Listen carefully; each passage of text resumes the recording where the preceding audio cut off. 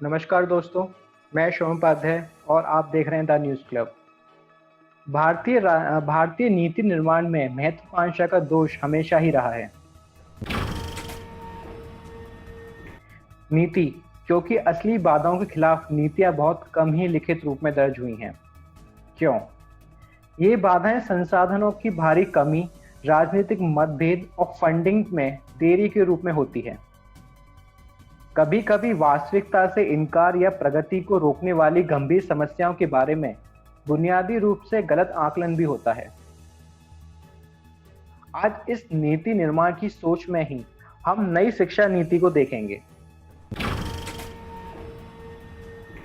यह 1980 के दशक के बाद शिक्षा को दिशा में देने की पहली गंभीर कोशिश है। इस नीति को मानव संसाधन विकास मंत्रालय ने वर्षों की मेहनत से बनाया है, लेकिन इसकी महत्वता को बढ़ा चढ़ाकर भी नहीं दिखाना चाहिए।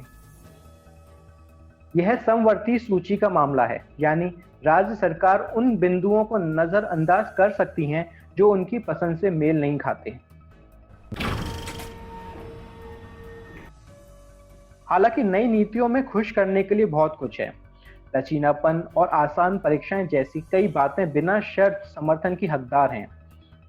इसमें कई स्तर पर किए गए बदलाव की बात अच्छी लगती है, लेकिन उस शिक्षा पर पिछला प्रदर्शन देखें तो हमें यह देखने के लिए इंतजार करना होगा कि कहीं ये विश्वविद्यालयों पर अधिक राजनीतिक कंट्रोल करने का तरीका तो नहीं है।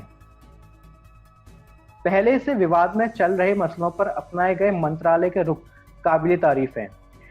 जैसे दिल्ली विश्वविद्यालय में 4 वर्षीय डिग्री पाठ्यक्रम लागू करने की योजना पहले सरकार को वापस लेनी पड़ी थी, लेकिन नई नीति में ग्रेजुएशन लेवल पर 4 वर्ष का पाठ्यक्रम अब मानक हो जाएगा।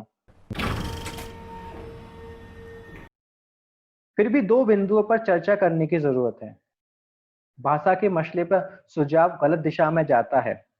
शिक्षा नीति के अंतिम प्रारूप में कहा गया है कि छात्रों पर किसी भी भाषा को थोपने की कोशिश नहीं की गई, लेकिन इसी के साथ बच्चों को 5वीं कक्षा तक, उसके बाद 8वीं कक्षा तक भी उसकी मातृभाषा या क्षेत्रीय भाषा में पढ़ाने की बात की गई है।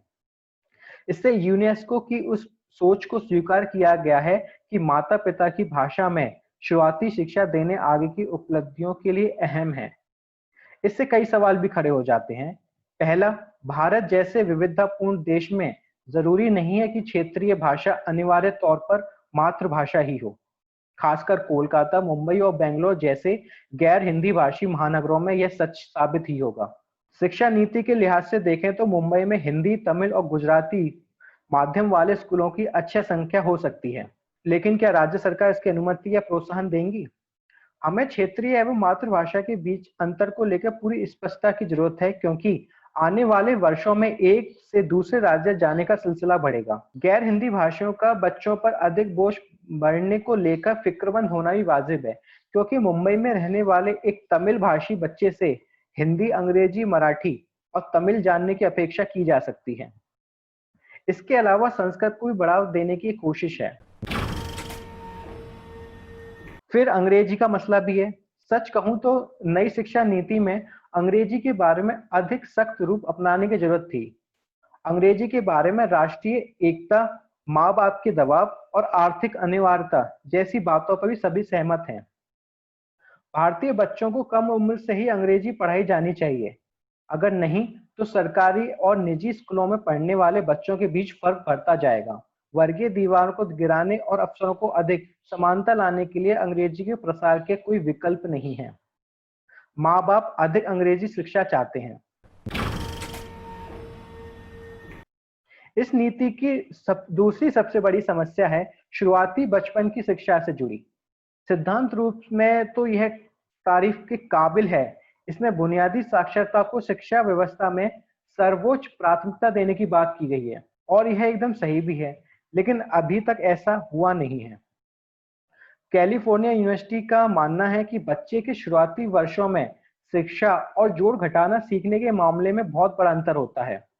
प्राथमिक स्कूल पूरा कर चुके भारतीय बच्चों का गणित का ज्ञान अपनी उम्र से 2.5 साल कम होता है। इस स्थिति में सुधार के लिए स्कूल पूर्व शिक्षा पर तत्काल ध्यान देने की जरूरत है।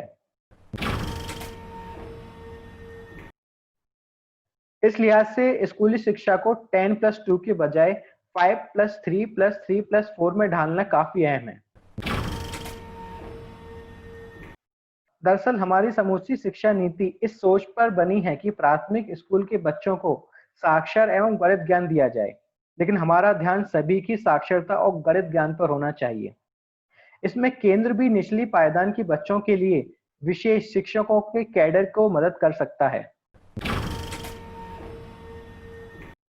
मेरी नजर में नई शिक्षा नीति ऊंची आकांक्षाओं और तमाम बेहतरीन सिद्धांतों से भरपूर है, जिसकी प्रशंसा की जानी चाहिए। लेकिन राष्ट्रीय संख्यात्मक ज्ञान मिशन एक बढ़िया नीति निर्माण होता, जिसमें अगले 5 वर्षों में सभी की शिक्षा सुनिश्चित करने पर जोर होता। धन्यवाद।